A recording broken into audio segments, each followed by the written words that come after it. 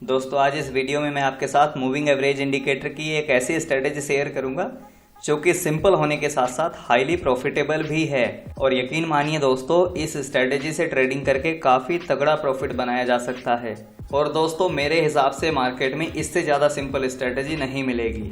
तो चलिए दोस्तों स्टार्ट करते हैं अपने आज के इस वीडियो को और जानते हैं इस मूविंग एवरेज की हाईली प्रॉफिटेबल ट्रेडिंग स्ट्रेटेजी के बारे में। दोस्तों इस स्ट्रेटेजी को अप्लाई करने के लिए कुछ कंडीशंस हैं, कुछ ऐसे क्राइटेरिया जिनके बेसिस पर जो स्टॉक फिट बैठते हैं केवल उन्हीं में इस स्ट्रेटेजी को अप्लाई किया जाना चाहिए। नंबर 1, कंपनी फंडामेंटली स्ट्रांग होनी चाहिए। नंबर 2, कंपनी का long term chart up trend में होना चाहिए। और नंबर 3, कंपनी के स्टॉक में लिक्विडिटी सफिशिएंट होनी चाहिए। आपको इस स्ट्रेटेजी को खराब फंडामेंटल वाली कंपनियों में अप्लाई नहीं करना है और ऐसी कंपनियों में अप्लाई नहीं करना है जिनके लॉन्ग टर्म चार्ट ऊपर नहीं जा रहे हैं। और तीसरा, इलिक्विड स्टॉक में अप्लाई नहीं करना है। और दोस्तों लास्ट कंडीशन ये है कि ये स्ट्रेटेजी साइडवेज मार्केट में या साइडवेज स्टॉक में वर्क नहीं करेगी, इसीलिए साइडवेज ट्रेंड में इसको अवॉइड ही किया जाना चाहिए। तो चलिए दोस्तों अब हम जान लेते हैं स्ट्रेटेजी के बारे में कि आखिर स्ट्रेटेजी है क्या। तो सबसे पहले आपको अपने ट्रेडिंग सॉफ्टवेयर में चार्ट को ओपन कर लेना है। यहाँ पर आपको 2 मूविंग एवरेज ऐड करनी है, एक 50 दिनों का मूविंग एवरेज और एक 100 दिनों का मूविंग एवरेज।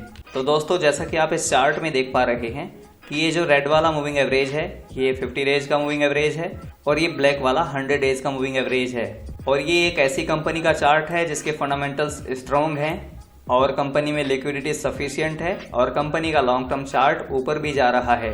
तो दोस्तों ये स्ट्रेटेजी बहुत ही सिंपल है।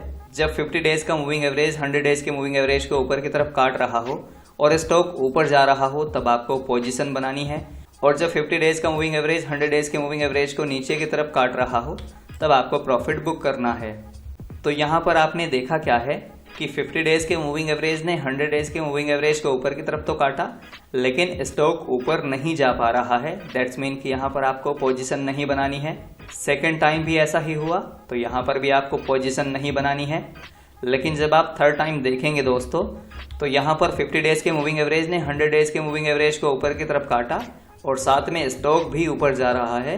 तो ऐसे टाइम पर आपको पोजीशन बनानी है। उसके बाद जैसे ही 50 डेज का मूविंग एवरेज 100 डेज के मूविंग एवरेज को नीचे की तरफ काटे तो आपको अपना प्रॉफिट बुक कर लेना है।